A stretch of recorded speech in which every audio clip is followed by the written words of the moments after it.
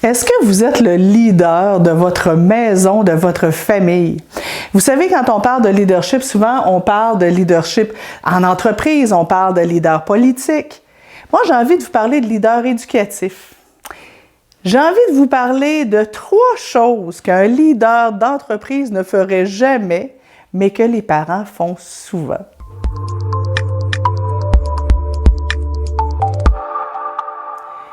Bonjour, mon nom est Nancy Doyon, je suis votre coach familial et c'est l'heure de votre capsule SOS Nancy.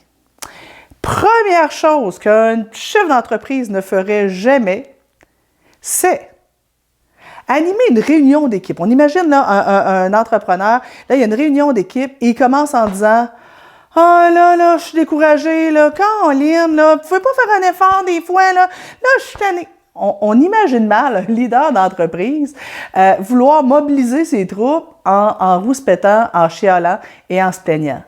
Mais êtes-vous d'accord avec moi qu'on fait ça souvent? « Ah, Caroline, Mathieu, là, tu peux pas te ramasser des fois, là, maman est tannée. Ah, Noémie, Caroline, là, t'es bloqué les gars. » On ne peut pas mobiliser nos enfants à changer, à avoir envie de collaborer en lirant, en se plaignant.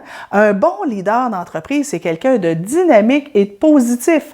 Donc, est-ce que dans votre attitude à la maison, vous dégagez, la plupart du temps, on a quand même droit à un 20% d'erreur, là.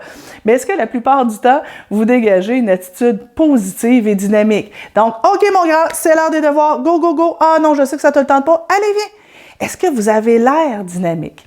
Deuxième chose qu'un chef d'entreprise ne ferait jamais, mais que bien des parents font, ce serait j'imagine mal, le patron de chez Microsoft qui prend ses employés et qui dit « Ben, moi, je tenais de tout décider, là, donc je vous laisse décider de votre salaire, je vous laisse décider des trucs importants pour l'entreprise. » Un bon patron met les règles, dicte les règles de son entreprise et prend les décisions majeures pour son entreprise.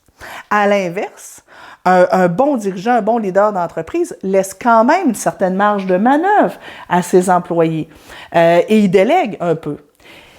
C'est quoi le parallèle avec une famille? Ben, comme parent, il faut faire attention. C'est pas à l'enfant de décider des enjeux familiaux. Donc, c'est pas à l'enfant de décider est-ce qu'on déménage pas. C'est pas à l'enfant de décider où est-ce qu'on va en voyage. Il a le droit de dire son opinion, mais c'est pas à lui de décider. C'est pas aux enfants de décider qu'est-ce qu'ils mangent pour le repas. C'est pas aux enfants de décider à quelle heure ils se couchent. Dépendamment de l'âge, bien entendu, là, à partir de 14-15 ans peut-être, là. Mais en même temps qu'il faut savoir, surtout comme équipe parentale, décider des grands enjeux puis des grandes règles de notre famille, il faut aussi laisser une certaine marge de manœuvre à nos enfants.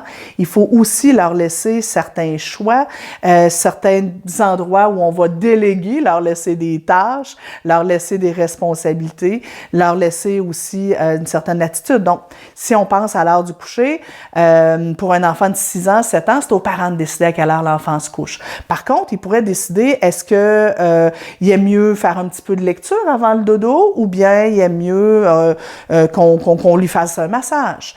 Les vacances familiales, ben on pourrait prendre l'opinion des enfants, mais c'est pas forcément juste eux qui vont décider. J'ai des parents des fois qui vont me dire, ben on avait prévu déménager là, mais Antoine il veut pas. C'est pas Antoine de décider. Maintenant, c'est normal qu'il y ait quand même son mot à dire. Donc, comme leader parental, je vais prendre l'opinion de mes enfants, je vais traiter l'opinion de mes enfants, mais en bout de ligne, ce sera moi qui dirai « OK, ben j'ai écouté votre opinion, mais voici ce qui va se passer. » Et là, ben les décisions doivent se prendre avec une certaine force de caractère, avec une certaine prestance. Troisième chose qu'un leader en entreprise ne ferait pas, c'est de faire n'importe quoi.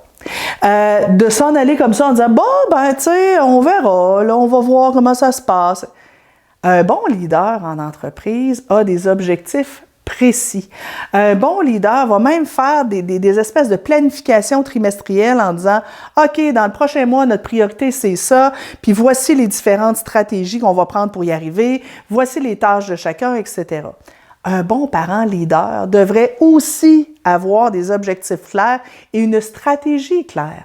Comme équipe parentale, on devrait au moins tous les 3 mois dire « OK, c'est quoi notre priorité pour les 3 prochains mois? » C'est peut-être l'attitude d'Antoine puis les devoirs à Julie. Et là, bon, ben, on s'entend ensemble sur quelle stratégie on va mettre en place. Notre objectif au niveau de l'attitude d'Antoine, c'est quoi? On veut quel genre d'attitude? Qu'est-ce qu'on veut plus, etc. Les devoirs de Julie, qu'est-ce qu'on veut plus? Et quelles seront les stratégies qu'on va mettre en place pour que ça fonctionne? Et là, on va regarder et on va informer notre équipe de travail. Donc, on va informer les enfants des stratégies qui s'en viennent. Donc, mes 3 points. Premier point, l'attitude de dynamisme et d'optimisme et de positivisme. Deuxième point, on prend des décisions, mais tout en écoutant les enfants et on leur laisse certaines responsabilités. Et troisième point, l'importance de se fixer des objectifs et d'avoir un plan de match.